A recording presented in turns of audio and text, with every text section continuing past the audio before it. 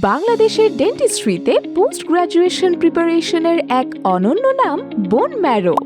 Bone marrow MPH regular 6th ব্যাচে ভর্তি চলছে।